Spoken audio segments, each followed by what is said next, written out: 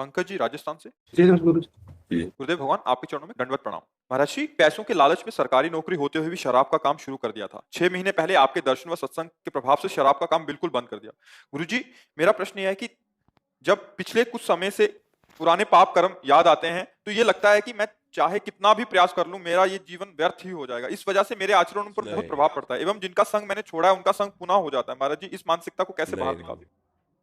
नहीं, कदापि तुम्हें विश्वास करना होगा। हमारे भागवतिक सिद्धांत हैं, घोर पापाचारी को भी पावन करने के सिद्धांत हैं। जैसे बड़े से बड़े रोग की औषधियां हैं। हाँ, आप ना समझना चाहें तो फिर कोई बात नहीं है। अगर आप समझना चाहें तो कल तक जो हमारी गलतियां हुई आज हम उनको मिटा सकते हैं, क्योंकि अभी हम जीवित हैं। मर जाए तो फिर बात अलग हो गई। अभी हम जीवित हैं। एक नाम त्रैलोक ही तारे, जो न ले सो जन्म ही हारे। आप राधा राधा नाम जप कीजिए, आप अब अच्छे आचरण कीजिए। धन की प्रधानता रखकर पापाचरण करने की चेष्टा, ये हमें दुख प्रदान करने वाली बनती है। धर्म की प्रधानता रख करके धन कमाते हुए परिवार की या समाज की सेवा, ये महासुख प्रदान करती है। ठीक है, गलती हमसे ही होती है, दौड़ने वाला ही फिसलता है। इसका मतलब गिर जाए तो वो दौड़ने लायक ही नहीं रहा, ऐसा नहीं है। बड़े बड़े पतित जन ब्रह्म ऋषि बन गए, नीच आचरण करने वाले महात्मा बन गए।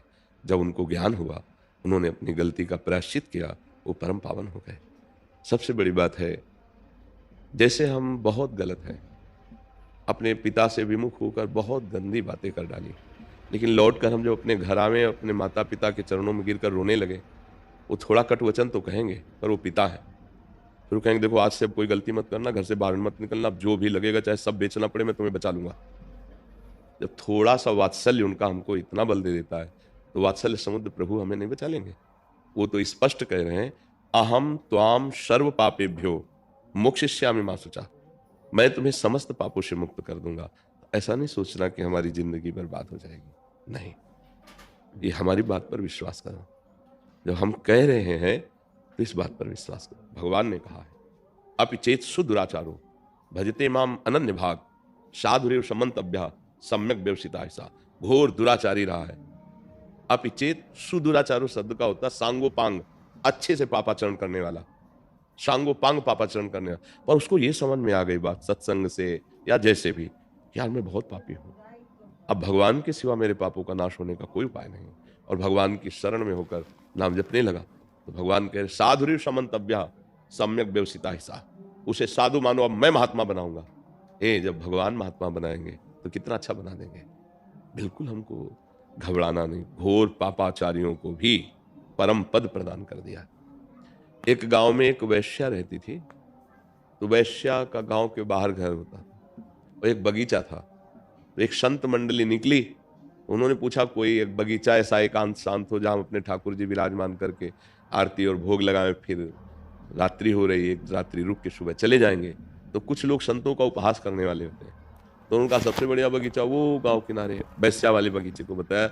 वहां पहुंचे तो बगीचा तो सुंदर था ही, क्योंकि वो सुंदर सजा करके रखती थी, तभी तो लोग लुभायमान होकर आते थे।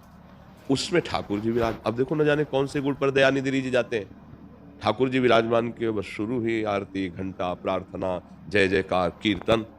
वैश्या अपने दुखंडे पर चढ़ करके देखा कि अरे मेरी इस वाटिका पे संत भगवान। तो संत दरस जी में पातक टरे, दर्शन मात्र से पाप नष्ट होते हैं संतों के। वो हाथ जोड़े,